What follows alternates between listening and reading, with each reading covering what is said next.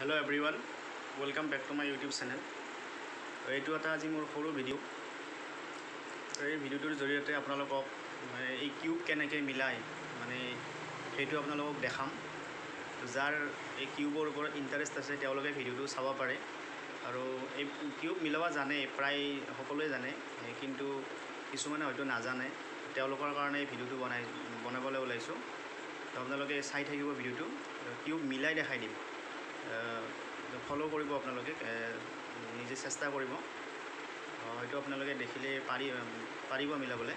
ভিডিওটো চাই থাকিব। তো দেখিছে এতিয়া এইটো মিলি আছে আৰু এইটো মই মিক্স কৰি দিম। এতিয়া আপোনালোকে চাই থাকিব, এইটো মিক্স কৰি দিম। মিক্স কৰি মই ষ্টাৰ্টিঙৰ পৰা মিলাবলৈ চেষ্টা কৰিম। তো ভিডিওটো চাই থাকিব। এতিয়া চাওক, মই এইটো মিক্স কৰি দিছোঁ।